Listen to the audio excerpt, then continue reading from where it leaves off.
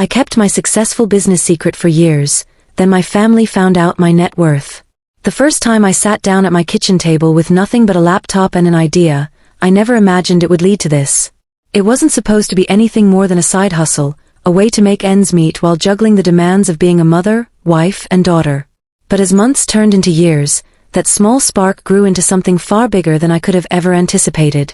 And yet, no one in my family knew about it. Not really. It started innocently enough. I was scrolling through social media late one night when I stumbled across a post from someone who had built their own online business selling handmade crafts. At the time, I was working part-time at a local cafe just to contribute financially to our household. My husband, Mark, worked long hours as a mechanic, and we were barely scraping by. We weren't struggling so much that we couldn't afford groceries or keep the lights on, but there was always this looming sense of uncertainty, like any unexpected expense could send us spiraling. So when I saw that post, something clicked inside me. What if I could do that too? I didn't tell anyone, not even Mark, what I was planning. Part of it was fear. What if I failed? The thought of admitting I'd wasted time and energy on something that didn't pan out felt unbearable. But another part of it was pride. This was mine. Something I could control, nurture, and grow without needing anyone else's approval or validation. Every spare moment I had, from nap times to after bedtime, I poured myself into learning everything I could about e-commerce, marketing, and branding. I spent hours watching tutorials, reading articles, and experimenting with different ideas until finally, I launched my first product line, custom-designed jewelry inspired by nature. At first, sales trickled in slowly. A pair of earrings here, a necklace there. Nothing spectacular, but enough to give me hope. As the months went on though, things began to pick up. Word spread organically, thanks to glowing reviews and repeat customers. Before I knew it, I was shipping orders all over the country, and eventually internationally. Still, I kept it hidden. Mark thought the extra income came from occasional freelance graphic design work, which I did dabble in, and my kids assumed Mom was just working on her computer like she always did. They had no idea how big it had become. By year 3, the numbers were staggering, or at least they felt that way to me. 6 figures in revenue, growing steadily each month. I hired virtual assistants to help manage customer service and inventory. I leased warehouse space under a pseudonym to store products. Everything was meticulously planned and executed behind closed doors. To everyone around me, I was still the same person, the quiet, dependable mom who baked cookies for school events and volunteered at church. Inside, however, I was bursting with secrets. But keeping such a massive part of my life under wraps took its toll. There were moments when guilt gnawed at me, especially during family dinners where conversations revolved around budgeting and saving for vacations or home repairs. Should I speak up? Offer to cover some expenses? Or continue letting them think we were barely getting by?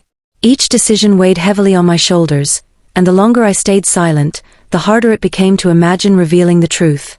Then came the day everything changed. It started innocently enough, a routine visit to the bank. I needed to deposit a check from one of my suppliers, nothing unusual. Except this time, the teller looked at me strangely before excusing herself to fetch her manager. When he returned, his demeanor shifted entirely. Gone was the polite professionalism. Instead, there was a kind of awe mixed with disbelief. He asked me to step into his office, where he proceeded to congratulate me on building such a successful enterprise. Apparently, my account activity had flagged some internal review process, and they wanted to ensure I had access to premium services tailored to high-net-worth clients. My stomach dropped. While I appreciated their enthusiasm, the last thing I needed was attention. I politely declined their offers, insisting I preferred to keep things simple. But as I left the bank, I couldn't shake the feeling that something irreversible had been set in motion. Sure enough, later that evening, Mark received a call from a mutual acquaintance who happened to work at the same branch. By the next morning, the entire family knew, or at least suspected, something wasn't adding up. When I walked into the living room that night, the air felt thick with tension. Mark sat on the couch, arms crossed, his expression unreadable. Our 2 teenagers, Emily and Jake, perched awkwardly on either side of him, their eyes darting between their father and me. No one said a word, but the silence spoke volumes. Finally, Mark broke it. "What exactly is going on?" he asked, his voice low but firm. "The bank called today. They told me, Well, let's just say they painted quite the picture. I froze, my heart pounding in my chest.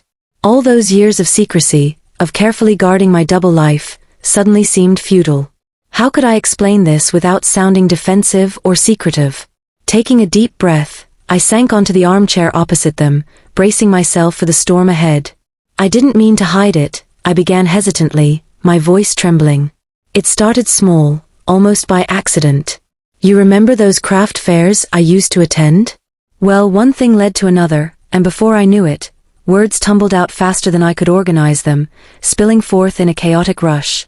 I told them about the late nights, the endless research, the thrill of seeing my designs come to life. I explained how terrified I'd been of failing, not just financially, but emotionally. What if they resented me for not sharing sooner? What if they thought I valued success over family? Mark listened intently, his face unreadable throughout my confession. Emily, ever the emotional one, blinked back tears, while Jake stared at me with wide eyes, clearly trying to reconcile the image of his mom with this newfound revelation. When I finally fell silent, exhausted and drained, Mark leaned forward, resting his elbows on his knees.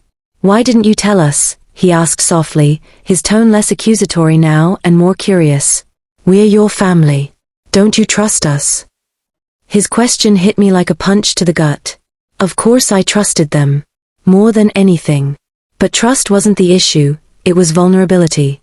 Admitting I'd built something extraordinary meant opening myself up to judgment, scrutiny, and maybe even jealousy. Would they see me differently? Treat me differently? These fears had kept me locked in a prison of my own making, and now, staring at their faces, I realized how foolish I'd been. I was scared, I admitted quietly, tears streaming down my cheeks. Scared of ruining what we have. Scared of disappointing you. Scared of losing myself. For a moment, nobody moved. The weight of my words hung heavy in the air, punctuated only by the soft hum of the ceiling fan above us. Then, unexpectedly, Emily reached out and grabbed my hand. Mom, she said gently, her voice thick with emotion, you didn't ruin anything. You made something amazing. We're proud of you. Her words broke something loose inside me, a dam holding back years of pent-up emotions. Sobs racked my body as I clung to her, overwhelmed by relief and gratitude. Slowly Mark and Jake joined in, wrapping their arms around me in a tight embrace.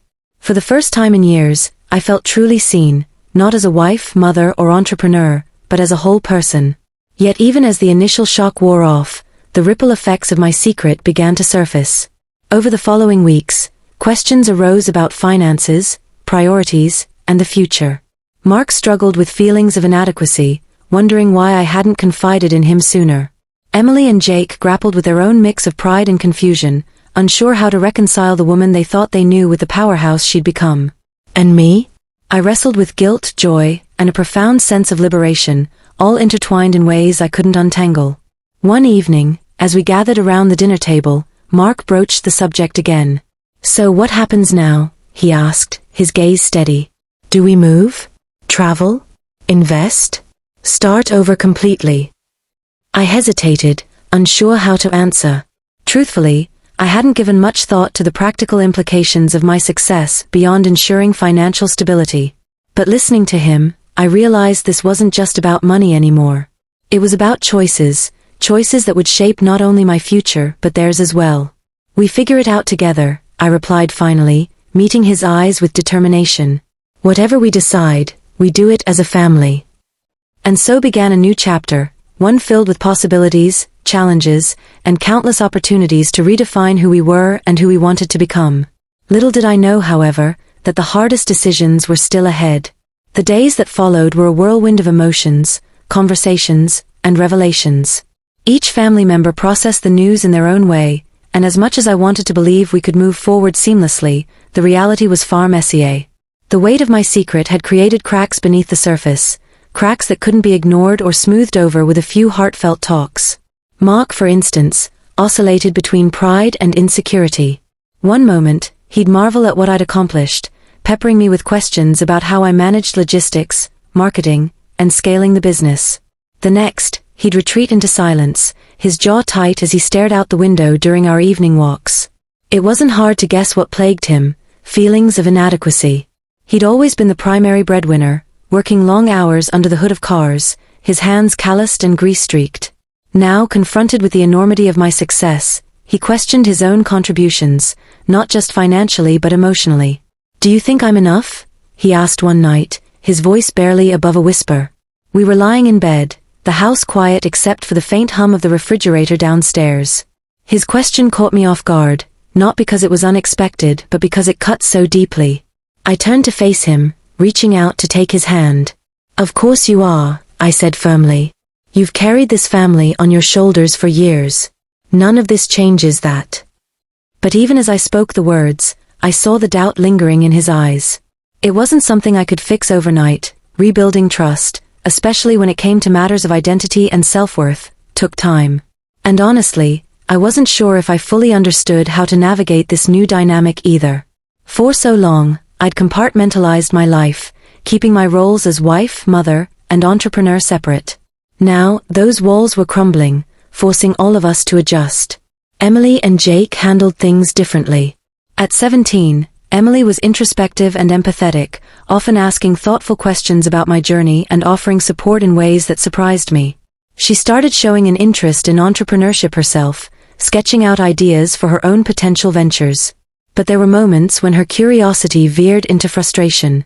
"You kept this from us for years," she said one afternoon as we sat together in the kitchen. Her tone wasn't accusatory, but there was an edge to it, a mix of hurt and bewilderment. "Didn't you think we deserved to know?" Her words stung, not because they were unfair but because they were true. I sighed, setting aside the cup of tea I'd been sipping. "I didn't want you to see me differently," I admitted. "And maybe I didn't want to disappoint anyone. What if I failed? What if I wasn't good enough?" She studied me for a moment, her brow furrowed. Then, surprising both of us, she reached across the table and squeezed my hand. "You're human, Mom. You don't have to be perfect. But you also don't get to keep big parts of yourself hidden forever." Her wisdom floored me. In many ways, she was right. I treated my success like a fragile glass ornament, too precious to share lest it shatter. Yet here she was, reminding me that vulnerability wasn't weakness, it was strength. Jake, on the other hand, approached the situation with teenage pragmatism. At 15, he cared less about the emotional nuances and more about the practical implications. "So does this mean we're rich now?" he joked during breakfast one morning, spearing a piece of pancake with his fork. His attempt at humor masked deeper insecurities. He'd always struggled with academics and felt overshadowed by his older sister's achievements. My revelation added another layer of complexity to his already complicated relationship with self-esteem. "It doesn't change who we are," I told him gently, though I knew the answer wasn't satisfying. To Jake, wealth represented freedom, opportunity, and perhaps even validation. How could I explain that money didn't erase doubts or fears? That true fulfillment came from within, not from bank accounts? As these conversations unfolded, I found myself grappling with my own ambivalence. On one hand, I felt immense relief at finally being open about my business. No more hiding receipts, dodging questions, or fabricating excuses. On the other hand, the newfound transparency brought its own set of challenges. Friends began treating me differently, some with genuine admiration, others with thinly veiled envy. Neighbors whispered behind closed doors, speculating about how I'd managed to pull it off. Even extended family members chimed in, offering unsolicited advice about investments, philanthropy, and lifestyle upgrades. Through it all, I clung to one truth: I hadn't built my business for recognition or approval. I'd done it because it gave me purpose, creativity, and independence. Losing sight of that would mean losing myself entirely. One evening, several weeks after the initial bombshell, Mark suggested we sit down as a family to discuss the future. By then, tensions had eased somewhat, though residual awkwardness lingered. As we gathered around the dining table, papers and laptops spread out before us, I braced myself for what promised to be a pivotal conversation. "Okay," Mark began, clearing his throat. "Let's talk about what comes next. Clearly, things are going to change. But how do we make sure those changes benefit everyone?" His question hung in the air, prompting a flurry of responses. Emily immediately launched into ideas for travel, dream destinations she'd scribbled in a notebook, complete with estimated costs and itineraries. Jake chimed in with requests for upgrades, a gaming PC, a better phone, maybe even a car once he turned 16. Mark listened patiently, nodding occasionally, though I could tell he was weighing each suggestion against his own priorities. When it was my turn to speak, I hesitated. This was the part I dreaded, the transition from secrecy to shared responsibility. How could I balance my desire to maintain control over my business with the need to involve my family in decision-making? More importantly, how could I ensure that whatever choices we made aligned with our values rather than superficial desires? I think we should start by focusing on what matters most, I said slowly, choosing my words carefully. Yes, we have resources now that we didn't before. But money isn't the solution to every problem. If anything, it amplifies them. The room fell silent as my family absorbed my statement. Finally, Mark nodded. You're right, he agreed. We can't let this divide us. Whatever we decide, it has to bring us closer together, not push us apart. With that consensus, we dove into specifics. Over the course of several hours, we mapped out short-term goals, a modest vacation, paying off lingering debts, and long-term aspirations, college funds, retirement savings, charitable contributions. There were disagreements, of course. Jake argued passionately for a luxury sports car, while Emily insisted on funding environmental causes, but through it all, we maintained a spirit of collaboration. Slowly but surely, the pieces began falling into place. Yet even as plans solidified, I couldn't shake the feeling that we were standing on shaky ground. Money had a way of exposing fault lines, testing relationships in ways that nothing else could. Would our newfound wealth strengthen our bonds, or strain them to the breaking point? Only time would tell. In the meantime, I resolved to stay grounded. Every morning, I woke early, brewed a cup of coffee, and stepped outside onto the porch to watch the sunrise. Those quiet moments reminded me of why I'd started this journey in the first place, not for fame or fortune, but for the simple joy of creation. As the golden light spilled over the horizon, bathing the world in warmth, I allowed myself to dream again, not just of what lay ahead, but of who we could become together. Because ultimately, success wasn't measured in dollars or accolades. It was measured in connection, resilience, and love. And no matter what challenges awaited us, I knew one thing for certain: we'd face them side by side. As the weeks turned into months, our family dynamic shifted in subtle yet profound ways. The initial shock of my revelation gave way to a deeper understanding, a recognition that success wasn't something to fear or hide but to share and celebrate. Mark began accompanying me to business events, his pride evident as he introduced me to colleagues and partners. Emily started interning with my team during summer breaks, her creativity blossoming under mentorship. Even Jake found his footing, channeling his energy into designing eco-friendly packaging for my products. But the real transformation happened within us. We learned to communicate more openly, to embrace vulnerability instead of shying away from it. Money remained a tool, not a crutch, guiding our decisions without defining them. Together, we traveled, volunteered, and dreamed bigger than ever before.